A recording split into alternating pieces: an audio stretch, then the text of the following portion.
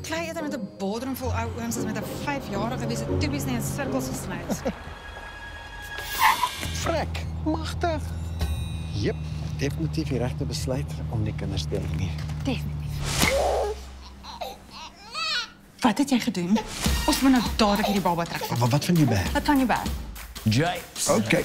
JP, se kos hy's kamermaat op hoërskool. Haai jou bag.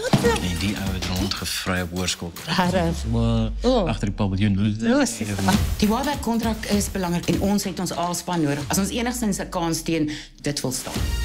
Interessant. Julle wil pitch vir 'n baba brand sonder 'n baba. JP.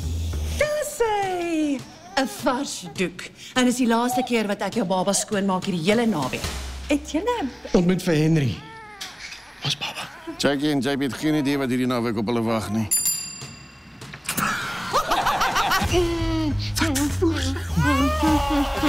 kan ons nie net onder die kraan aanspoel nie? Dis 'n baba nie, 'n braaipan nie. Hy twee jok. Ons gaan hulle nail. ek laat kompetisie? Mag die beste baba, ek bedoel pitch, wen. Kan nie verstaan hoe herken Karla dit oorleef nie. Ek my julle het lekker babalas. Ek sou moeg ek oor kleure. Ironies genoeg het ons al die vaardighede om amazing ouers te wees.